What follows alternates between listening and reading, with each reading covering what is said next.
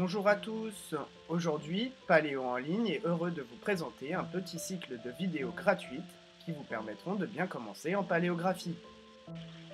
Lorsque vous serez amené à travailler sur des textes anciens, vous constaterez rapidement qu'il existe différents types d'écriture. Toutes ont une base commune, mais il convient de prendre le temps de s'entraîner sur chacune et de bien comprendre les évolutions. De la Caroline à l'humanistique du XVIIIe siècle, inutile d'être un expert S-paléographie pour savoir qu'il y a de nombreux changements.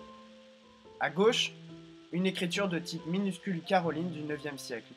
À droite, un texte issu de la commune de Deauville en Normandie au milieu du XIXe siècle. Les deux n'entrent pas dans le cadre de ce que les historiens appellent l'époque moderne, c'est-à-dire une époque allant des grandes découvertes jusqu'à la Révolution française. Laissons-les de côté pour nous consacrer à la période qui nous intéresse.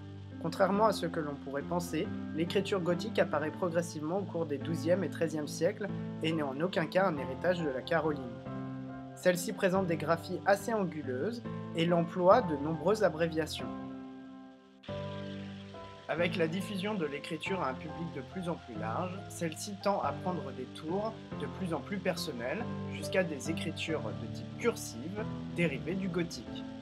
Ce type d'écriture subsiste dans les archives jusqu'à la seconde moitié du XVIIe siècle. Voici un exemple d'écriture humanistique qui se développe tout au long du XVIIIe siècle. Finalement, celle-ci est très proche de la nôtre. Néanmoins, l'humanistique met beaucoup de temps à s'imposer en France. Celle-ci est beaucoup plus facile à aborder que les écritures des siècles précédents. Vous le comprenez déjà, il faut plus de 3 mois pour apprendre la paléographie. Cela nécessite de s'armer de patience, bien sûr, mais cela peut se faire très sereinement en respectant quelques notions de base.